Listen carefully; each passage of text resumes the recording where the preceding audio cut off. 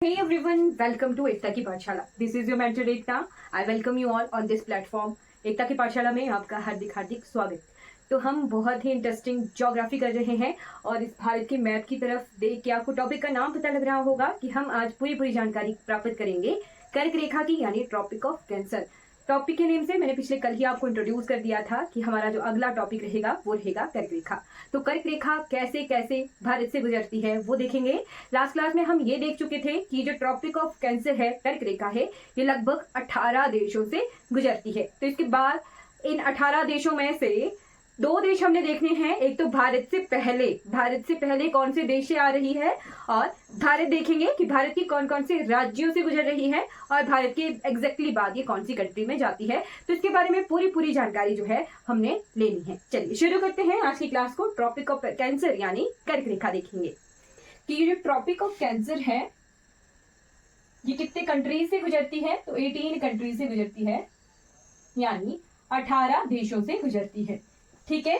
अब इसके बाद हम ये भी देख चुके थे कि जो माही रिवर है,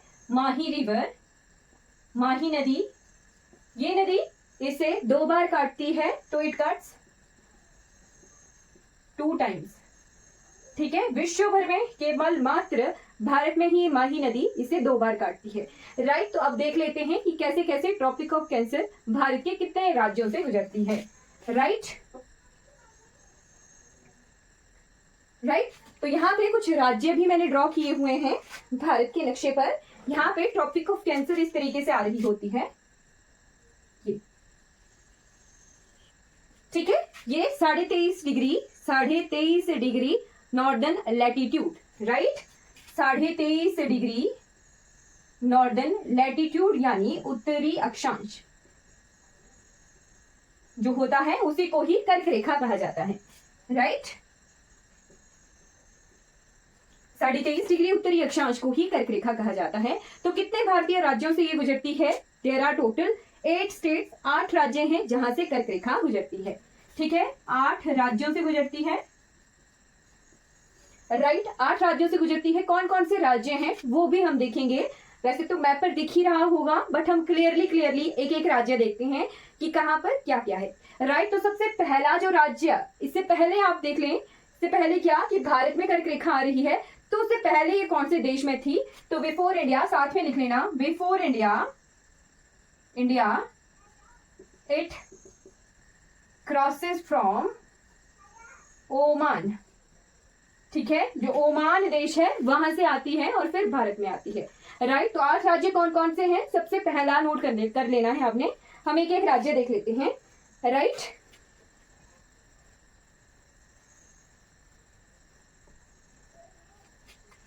ठीक है. 8 स्टेट्स कौन कौन से हैं? सबसे पहला है गुजरात. तो ये गुजरात है. मैप पर पहचानना भी आना चाहिए. राइट. गुजरात के बाद यहाँ छोटा सा हिस्सा है, 2 जिले हैं केवल राजस्थान के जहां से ये गुजर रही होती है. तो सेकंड आएगा राजस्थान. ठीक है. राजस्थान के बाद सबसे ज्यादा जो इसका डिस्टेंस है वो है मध्य प्रदेश में. Third one is Madhya Pradesh. ठीक है. मैं किलोमीटर्स भी लिखवा दूंगी कि कितने किलोमीटर ये मध्य प्रदेश से गुजर रही है, बट अभी के लिए सबसे ज्यादा हमें देखना है कि मध्य प्रदेश से गुजर रही होती है. मध्य प्रदेश के बाद कौन सा राज्य है? ये वाला है छत्तीसगढ़. ठीक है. छत्तीसगढ़. 5वें नंबर पे नोट कर लेना है Jharkhand. Right. Jharkhand. I hope आप इन राज्यों के हिंदी नाम तो खुद ब खुद लिख ही लोगे.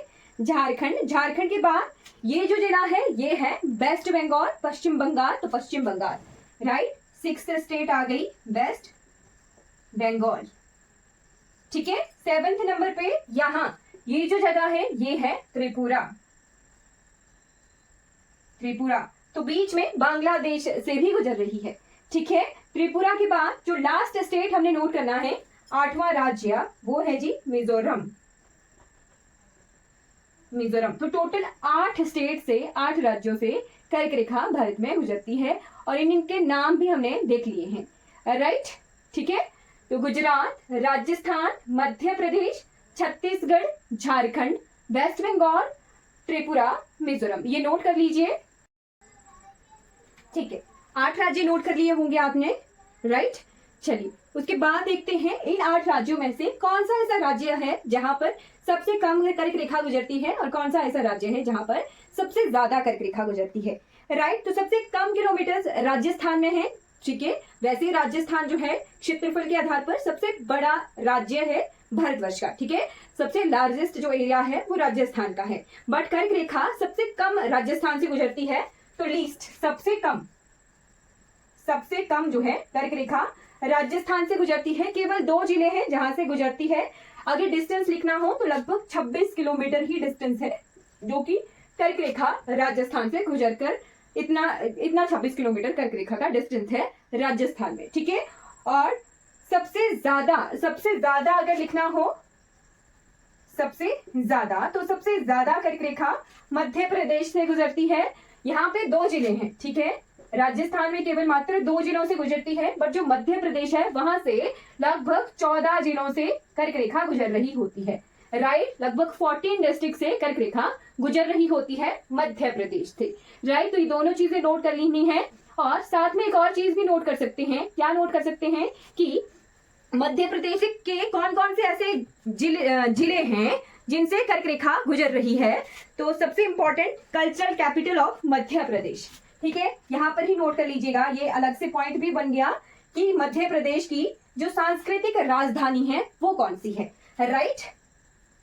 Cultural capital of Madhya Pradesh, cultural capital of Madhya Pradesh कौन सी है? उज्जैन है, नोट करके लिख लेना है, बहुत इंपॉर्टेंट है, राइट।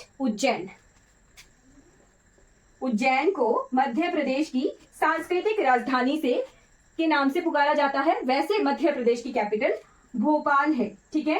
तो भोपाल इसकी जो है एडमिनिस्ट्रेटिव कैपिटल है, राइट, जहां पर कार्यभार सभी तरीकों का किया जाता है, भोपाल है।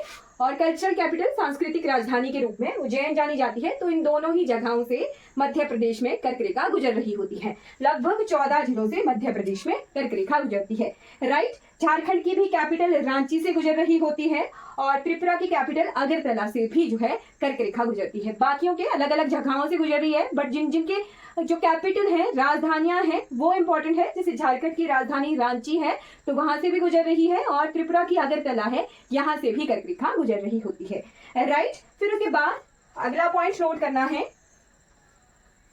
रिवर का नाम लिखिएगा, माही रिवर, माही नदी, माही रिवर, माही नदी बहुत इंपॉर्टेंट है।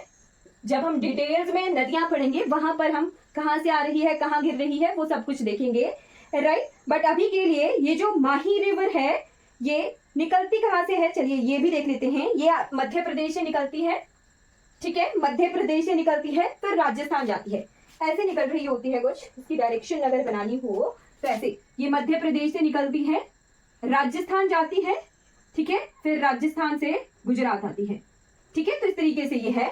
तो यहीं पर ही दिख गया आपको कि एक जगह यहाँ काट दिया, एक जगह यहाँ काट दिया, ठीक है। इसकी डायरेक्शन कुछ इस तरीके से है कि मध्य प्रदेश से इसने राजस्थान की तरफ जाना है, राइट। तो राजस्थान की तरफ जाते हुए भी कर्क रेखा को काटती है, राजस्थान से गुजरात की तरफ आने पर भी ये जो है काटती है इसे, राइट। तो राजस्थान के बाद ये गुजरात आ रही है, राइट, गुजरात आ रही है। और फिर उसके बाद ये गल्फ ऑफ खंबात की खाड़ी यहाँ पर है। बाकी खाड़ियां भी मैं आपको बताऊंगी। वैसे मैंने ये जो जगह है बीच की, इसे गल्फ ऑफ कच्छ कहते हैं, इसको मैंने डार्क कर दिया है ना, कच्छ की खाड़ी है। और ये जो जगह है ये खंबात की खाड़ी है, तो खंबात की खाड़ी में ये गिरती है, खंबात,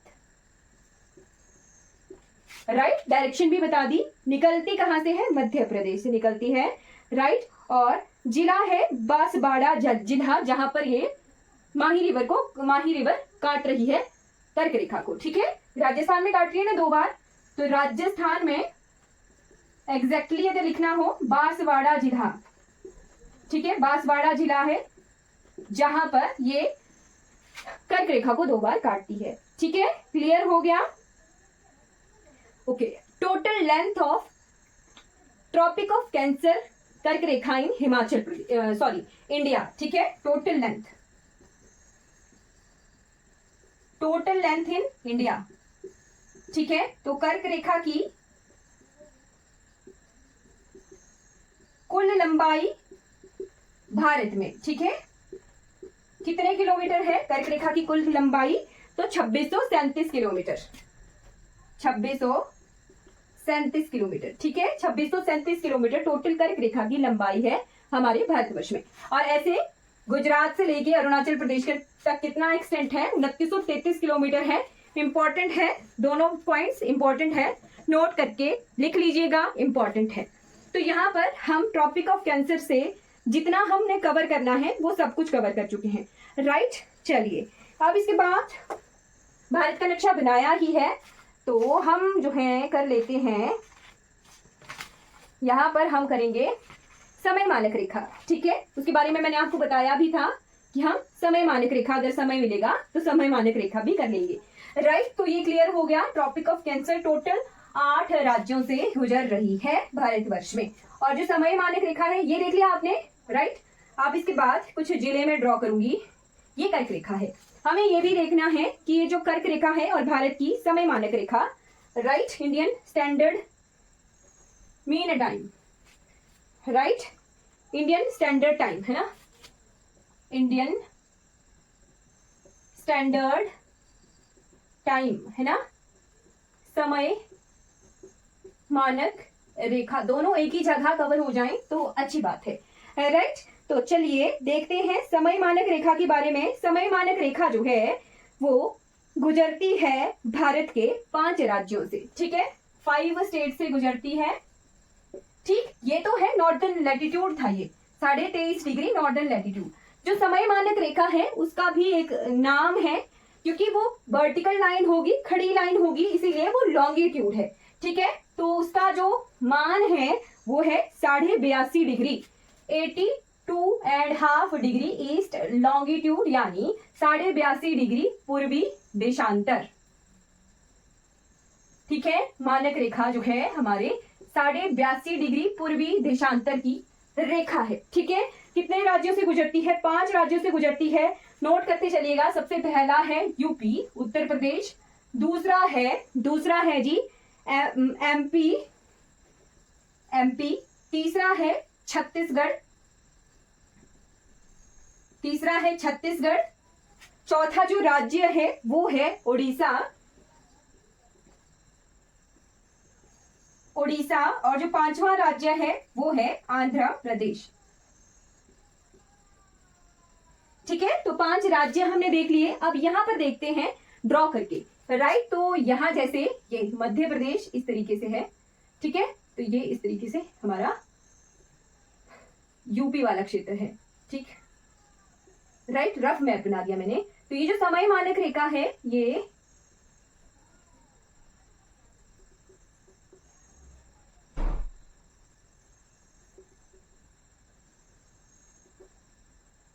ऐसे आ रही है,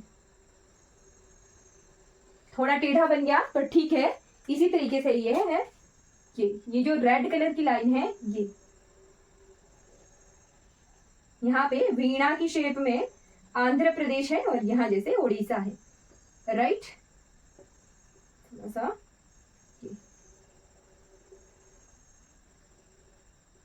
ये कुछ इस तरीके से है, ठीक है। तो यहाँ पे आपको राज्य भी पहचान आनी चाहिए। ये है यूपी, ये है एमपी, ये है छत्तीसगढ़, ये है उड़ीसा और ये है आंध्र प्रदेश। इन्हीं जगहों से गुजर रही है हमारी समय मानक रेखा। और हम एक और पॉइंट भी देख रहे हैं, एक ऐसा बिंदु है जहां पर ये दोनों रेखाएं जो हैं आपस में काट रही हैं, ठीक है, राइट। इसका एग्जैक्टली नाम कहां से आया है, मतलब एग्जैक्टली ये कहां से गुजर रही है 82.5 डिग्री, वो नोट कर लीजिएगा। ये यूपी के प्रयागराज में नैनी जगह पे, ठीक है, इसका नाम यहीं से आया है। पहले हम इलाहाबाद बोलते थे, अब प्रयागराज आ गया है, प्रयागराज के नैनी जगह से, एग्जैक्टली यूपी में वो जगह है, वहीं से ही नाम इसका समय मानक रेखा पड़ा है, ठीक है। और अगर उसमें भी डीप में जाना हो तो शंकरगढ़ किला, ठीक है, शंकरगढ़ किला,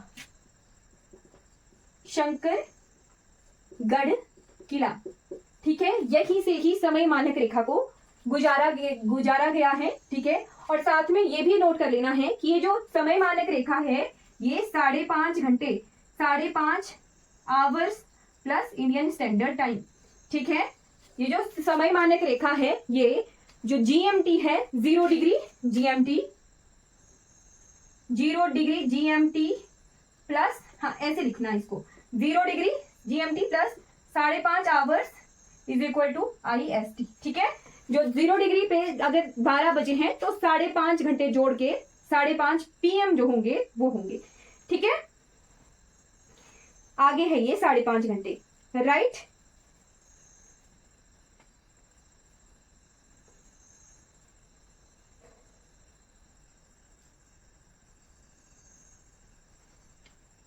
हाँ, ये जो मैं पॉइंट बोल रही थी ये देखिए, ये छत्तीसगढ़ में पड़ रहा है ना ये वाला पॉइंट, राइट, जहां पे ये दोनों रेखाएं आपस में काट रही हैं, इंटरसेक्ट कर रही हैं, काट रही हैं छत्तीसगढ़ में। ठीक है, काटती हैं ये कौन सी जगह इंटरसेक्ट करती हैं, इंटरसेक्ट करती हैं ये छत्तीसगढ़ में। छत्तीसगढ़ में भी एग्जैक्ट जगह अगर लिखी जाए तो कोरिया जिला है, कोरिया जिला, कोरिया जगह है, कोरिया में बहुत अच्छा कोयला मिलता है। ठीक है, सूरजपुर, ठीक है, सूरजपुर जिला है और कोरिया है। ठीक है, सूरजपुर में है ये छत्तीसगढ़ के कोरिया, वहां पर ये दोनों आपस में इंटरसेक्ट करती हैं कर्क रेखा और समय मानक रेखा, 5 जिलों से गुजर रही है, राइट। अब साथ में भारत में 2 समय चलते हैं, जो ये हमारा अरुणाचल प्रदेश है, यहाँ पर देखिए सूरज काफी पहले उग रहा है, और अगर यहाँ पर देखा जाए तो सूरज जो है काफी बाद में उग रहा है, राइट। तो यहाँ पर अलग से समय मानक रेखा है। ठीक है, समय मानक रेखा नहीं उसे कहेंगे, उसे हम असम चाय बागान टाइमलाइन कहते हैं, चाय बागान। ठीक है, चाय बागान टाइम जोन। ठीक है, चाय बागान टाइम जोन कहते हैं। पूर्वोत्तर जिलों में ये चलता है, इंडियन स्टैंडर्ड टाइम से 1 घंटे आगे है ये। ठीक है, Indian standard time plus 1 our.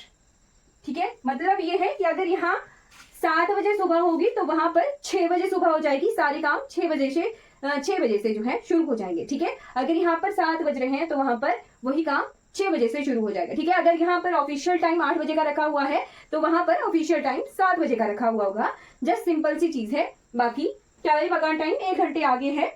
Okay, ठीक है, ये हमने कर लिया, इतना ही चाय बागान टाइम और इंडियन स्टैंडर्ड टाइम से हमने नोट करना है।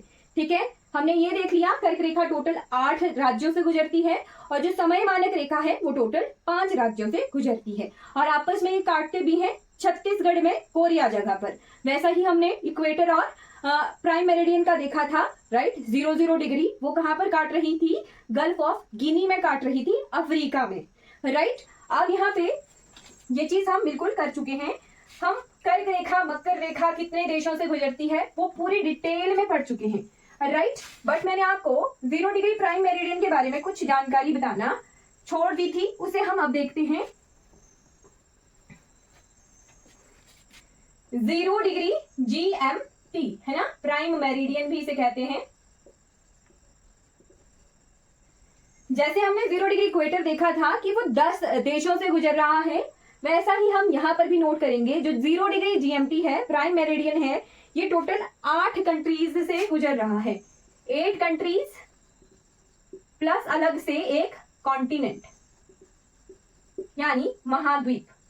ठीक है, जिसे हम 8 कंट्रीज में शामिल नहीं करेंगे। ठीक है, वो कौन सा है, अंटार्कटिका।